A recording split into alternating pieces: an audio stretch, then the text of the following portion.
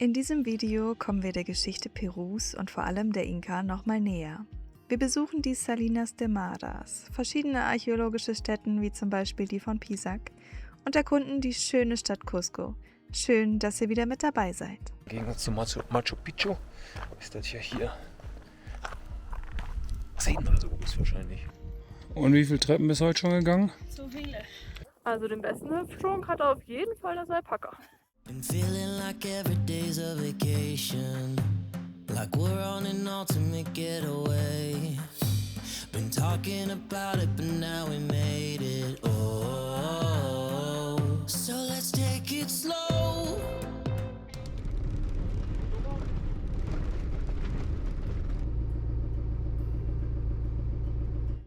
Wir sind am Eingang der Salinas de Maras, heißt es, glaube ich. Das sind so ein paar Salzbecken, wo die Inkas schon vor, keine Ahnung, wie viel 100 Jahren Salz abgebaut haben. Und das wird immer noch betrieben und da fahren wir jetzt mal hin. Das soll nämlich sehr cool aussehen.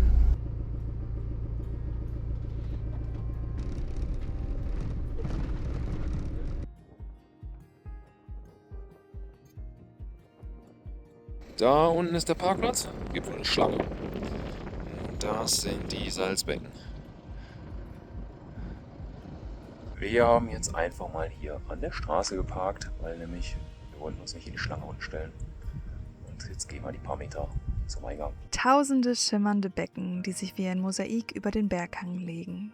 Die Salinas de Maras ziehen sich hier terrassenförmig über den Hang im heiligen Tal der Inka. Die Salzterrassen werden von einer salzhaltigen Quelle gespeist, deren Wasser aus dem Berginneren austritt. Schon lange vor der Zeit der Inka nutzten lokale Gemeinschaften diese Quelle, um hier Salz zu gewinnen. Eine Tradition, die bis heute fortgeführt wird. Das Prinzip ist einfach. Das mineralreiche Wasser fließt in die einzelnen Becken und verdunstet unter der starken Andensonne. Zurück bleiben Salzkrusten, die von den Familien der Region regelmäßig abgeschöpft werden. Jedes Becken gehört dabei meist einer bestimmten Familie und wird von Generation zu Generation weitergegeben. Heute sind viele dieser Familien in einer Kooperative organisiert, die Ernte, Qualitätskontrolle und Vermarktung bündelt. Dadurch kann ein Teil des Salzes nicht nur vor Ort verkauft, sondern auch international exportiert werden. Wie zum Beispiel das leicht rosafarbene Andensalz als eines von verschiedenen Salzarten, die hier hergestellt werden. Und so sind die Salinen auch ein beeindruckendes Beispiel für altes Wissen über Wasserführung, Terrassenbau und nachhaltige Nutzung natürlicher Ressourcen in den Anden. Wir haben die letzte Nacht neben einem Friedhof verbracht, aber war eigentlich sehr ruhig. Außer heute Morgen war der Esel und der Hahn und die paar Hunde ein bisschen laut, aber war okay. Und jetzt geht's da hinten irgendwo hoch zur archäologischen Stätte von Pisac. Und die soll sehr groß sein, also wird es ein bisschen dauern, bis wir das erkundet haben.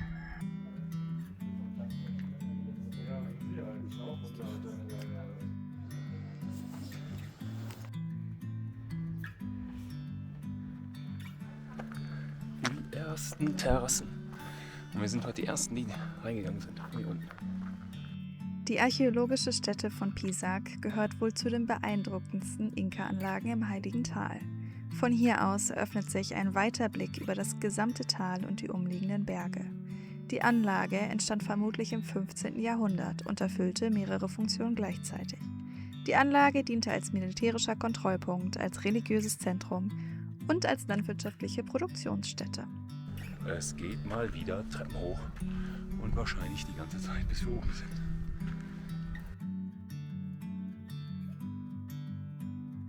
Das ist auf jeden Fall sau steil, die Treppe hier.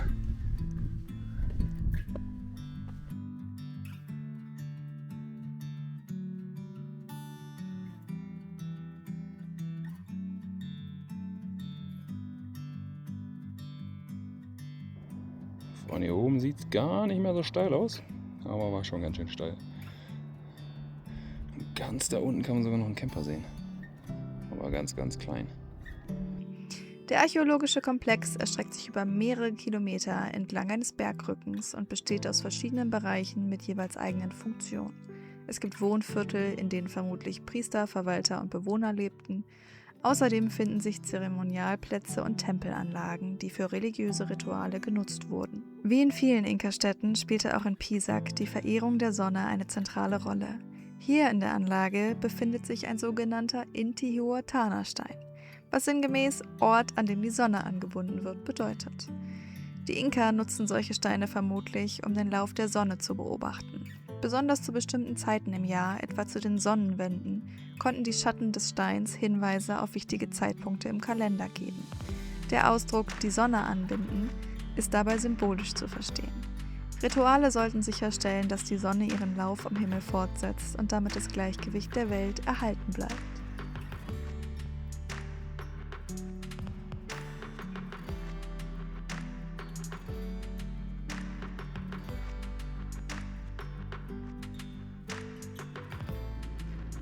Habt ihr euch jetzt für diesen Mittagessen-Spot entschieden? Ja. Okay. Wir sind uns nicht sicher, ob ihr den auch annehmt. Ja, das hat überall Schatten. Ja, gerade deswegen, ja.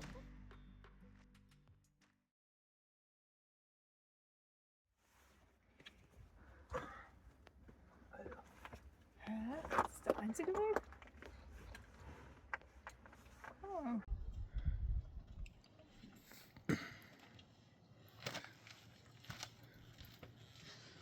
Tatsächlich Tunnel hier. Und vor allem kommt noch einer. Ja, da kommt ein richtiger Tunnel. Ja, geht die Treppen hoch. Im Tunnel? Ja, im Tunnel geht Treppen hoch, ja? Scheiße.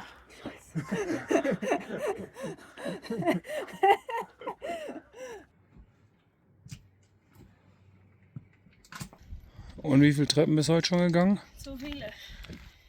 Die letzten hier nach unserer Mittagspause waren noch mal ordentlich steil. Aber ich glaube, jetzt geht es nicht mehr höher, oder? Ich weiß es nicht so genau. Aber die Aussicht ist gut.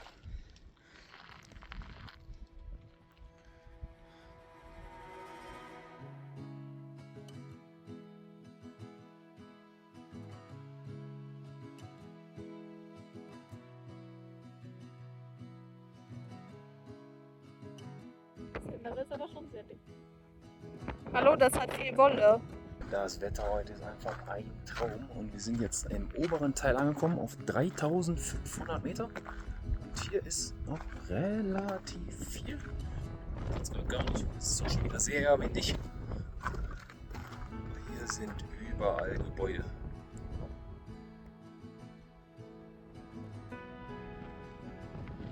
Und da hinten ist auch noch eine große Stätte.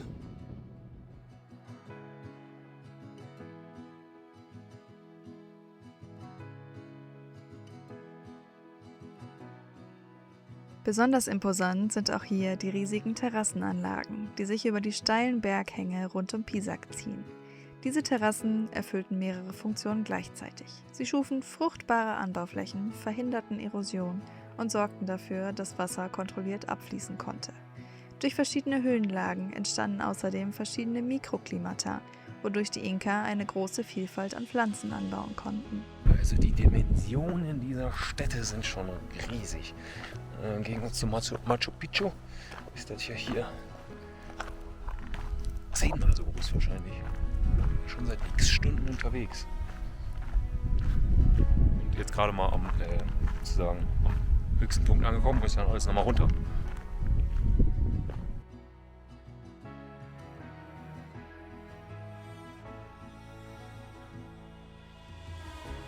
Könntest aber einen Pulli von machen.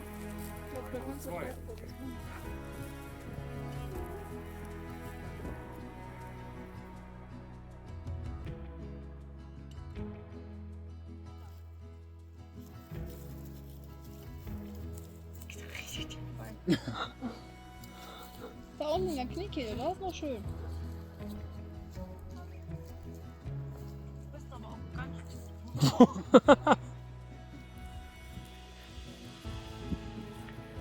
Also den besten Hüftschwung hat auf jeden Fall der Alpaka.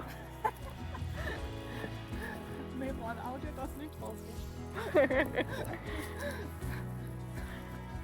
Das ist bestimmt wieder ein Mädchen, das steht auf Männer. Jetzt haltet doch nicht so viel Abstand.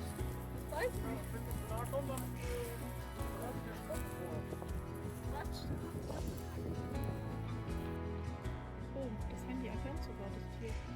Ehrlich. Guck mal, macht sogar Laufsteg für uns. Und sieht Stein. Nicht wieder ins Dunkle gehen. Genau, jeder.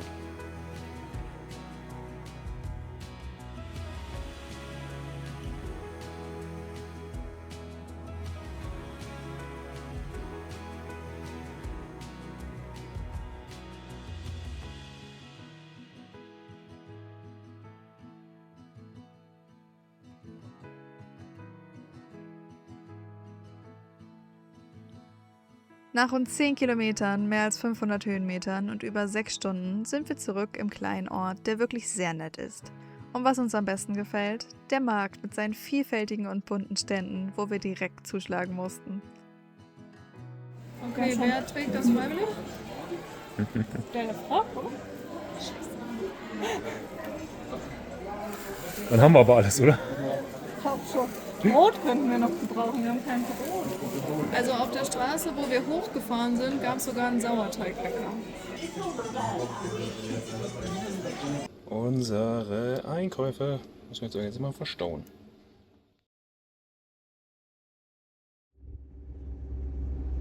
Bisher kommt noch nichts dagegen. Sehr gut. Man kann ja auch die Straße da unten schon sehen. Ja, genau.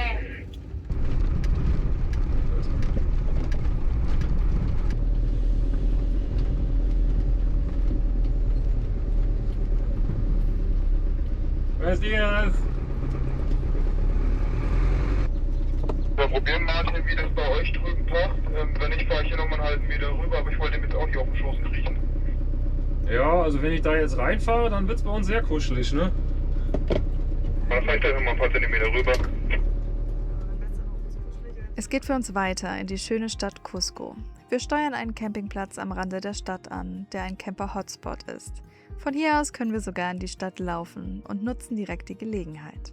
Nachdem wir Martins kaputte Wanderschuhe zu einem Schuster gebracht haben, geht's für uns zu einer Free Walking Tour. You already know this, but in that direction, there is a mountain with a cross in the top. Into that mountain, we got the head of the Puma city of Cusco, but with the temple of Sacsayhuaman. So all of these places used to be just the half of the original one. Cusco war einst die Hauptstadt des Inka-Reichs und galt als politisches, religiöses und kulturelles Zentrum der Inka-Zivilisation. Der Name stammt aus der Sprache Quechua und bedeutet so viel wie Nabel der Welt. Heute gehört Cusco zum UNESCO-Weltkulturerbe. Die Stadt verbindet eindrucksvoll Inka-Architektur mit kolonialer Bauweise, da viele spanische Gebäude direkt auf den Fundamenten früherer Inka-Bauten errichtet wurden. Und unser Guide erklärt uns direkt mal anschaulich, was diese Bauweise ausmacht. Please, you push me from the side. Okay. As you can notice, that it doesn't cost enough for me to lose my bag. Fine. Try it again. Try it. No, I'm joking. Thank you so much.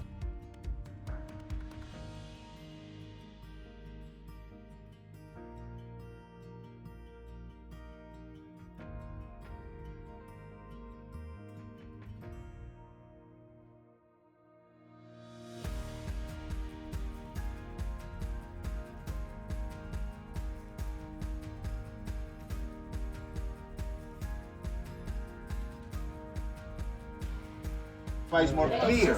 In this case, they added a little bit of carambola, passion fruit, I guess, and other things. Now you're thirsty, I know it, but just wait a Die Tour endet in einem netten Restaurant über den Dächern der Stadt und wir nutzen die Gelegenheit und bleiben für ein Menü del Dia, also ein Tagesmenü, was hier nie mehr als ein paar Euro kostet. Es gibt Lomo Saltado, ein typisch peruanisches Rindfleischgericht mit Gemüse. Anschließend können wir Martins Schuhe schon wieder abholen und laufen noch ein bisschen auf eigene Faust durch die Stadt.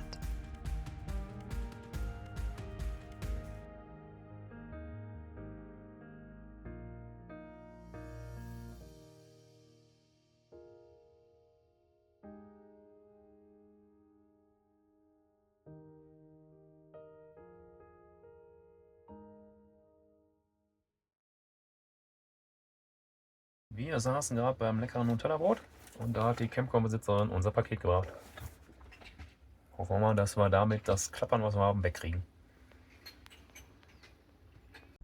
Und jetzt geht es daran, das mal einzubauen. Eine Sache kann ich selber einbauen, die andere nicht.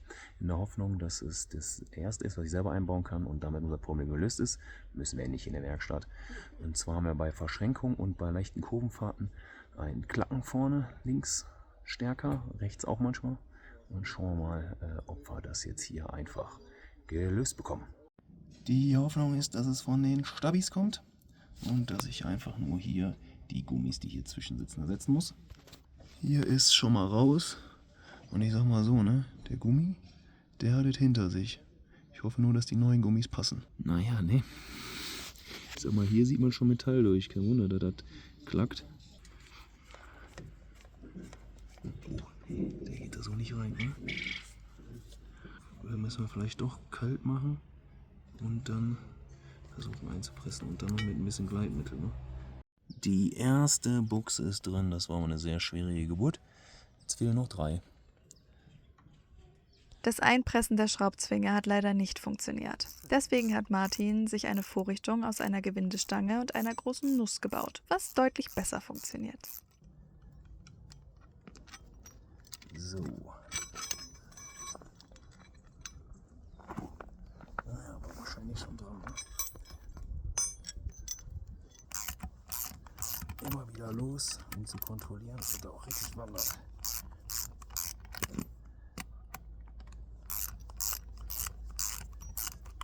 Regnet natürlich auch, wenn die Sonne scheint. Klassiker. Ah. Also hier guckt er noch nicht raus, aber da haben wir ihn fast durch. Also noch 1-2 Mal und dann ist es durch. Ja, müsste eigentlich schon passen. Rest setzt sich vielleicht während der Fahrt. Die Gummis sehen wesentlich besser aus, aber natürlich machen wir die auch neu. Ist nur die Frage, ob wir das im eingebauten Zustand hinkriegen. Weil hier ist nämlich nicht so viel Platz. Gucken wir erstmal, ob sie rausgehen. So, es scheint ganz gut auszusehen. Ich habe hier eine 14er Mutter draufgesetzt auf die M12er Gewindestange, die sich jetzt da durchschiebt. Jetzt geht's hoffentlich gleich raus.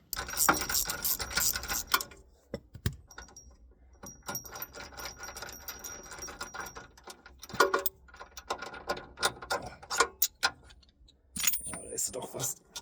Oh, da war noch die Scheibe, okay. Die sieht auch wesentlich. Oh ne, die hat sich auch schon aufgelöst, ja, okay. Also, das war ich, aber hier löst sie sich auch schon auf. Dann ist ja gut, dass wir das auch ausgemacht haben. So, dann starten wir mit Nummer 3.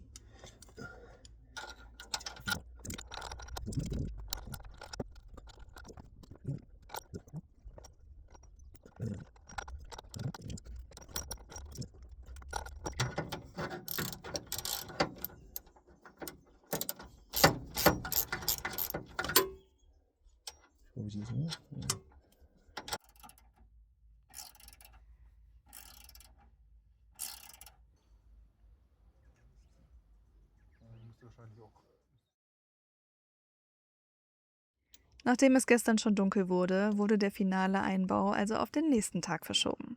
Das Hauptproblem war eigentlich, dass die Gummis sehr schwer in die Bohrung gegangen sind. Wie sich später herausgestellt hat, waren die Gummis auch eigentlich zu groß. Aber jetzt, wo sie drin sind, sollte es erstmal gehen.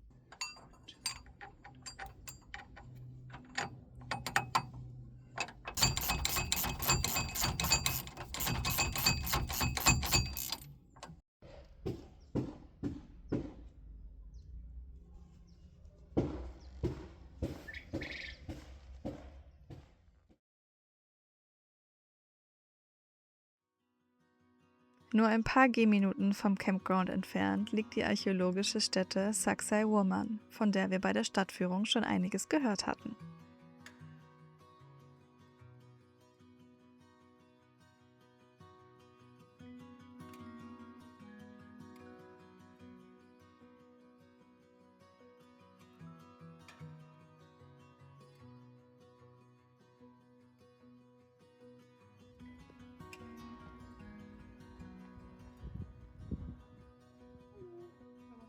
Weil die Lamas haben nämlich eher so ein langes Fell und die Alpakas haben so ein buschiges Fell, ne? Guck mal, wer da kommt. Kann noch weniger sein. Das ist auch wieder zum Friseur. Beinahe in die Baugrube gefallen. Das ist ein Lama sein, oder? Was da Das ist kommt. ein Lama. Ja. Hallo. Oh, das hat so ein Grashalm, so richtig geile Cowboy. Mundwinkel. Du musst auszuchecken, oder? Besonders berühmt ist Saksai Woman für seine gewaltigen Zickzackmauern. Einige der Steinblöcke wiegen mehr als 100 Tonnen und wurden so präzise bearbeitet, dass sie ohne Mörtel perfekt ineinander passen. Bis heute ist nicht vollständig geklärt, wie die Inka diese riesigen Steine transportierten und so exakt verbauten. Die Anlage war Teil eines größeren Stadtplans. Die Inka gestalteten Cusco symbolisch in Form eines Pumas, eines heiligen Tieres ihrer Kultur. Saksai Woman bildete dabei den Kopf des Pumas. Diese Anlage ist also wieder einmal ein Beispiel für die beeindruckenden Bauwerke, die die Inkas erschaffen haben.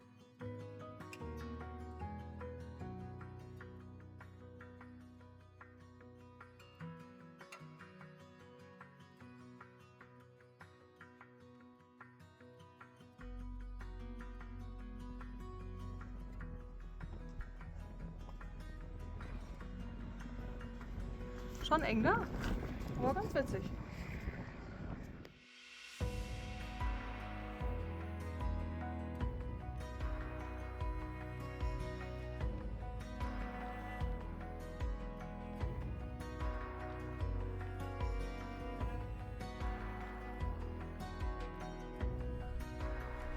Wir sind auf dem Weg zum nächsten Spot.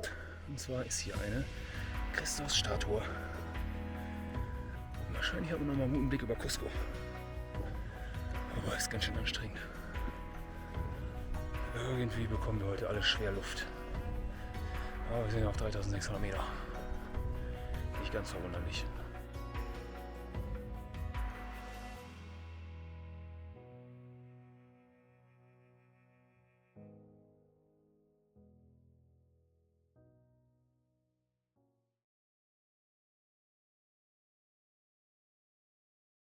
Das Wort Kinku und bedeutet Labyrinth oder das Gewundene.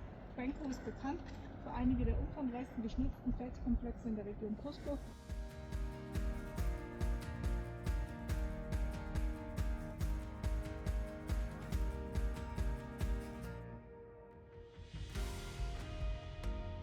Oh ja, ist auch ganz schön.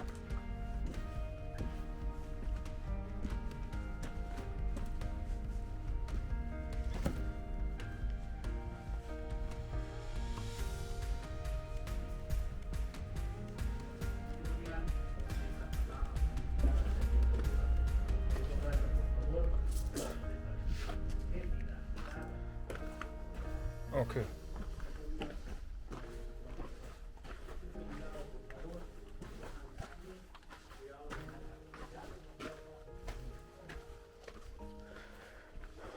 Und im Prinzip wieder am Eingang. Dann haben wir aber auch genug archäologischen Stätten erkundet und machen uns auf den Weg zurück zum Camper. Damit verabschieden wir uns auch für diese Woche. Schön, dass ihr wieder mit dabei wart und ganz, ganz lieben Dank für all eure Unterstützung, ob per Like, Abo, Kommentar, Mitgliedschaft oder Spende in unsere Dieselkasse. Das wissen wir sehr zu schätzen. Und falls ihr Lust habt, seid doch auch in der kommenden Woche wieder mit dabei, wo es uns wieder raus in die Natur zieht. Unter anderem zu den bekannten Rainbow Mountains. Also, bis dahin!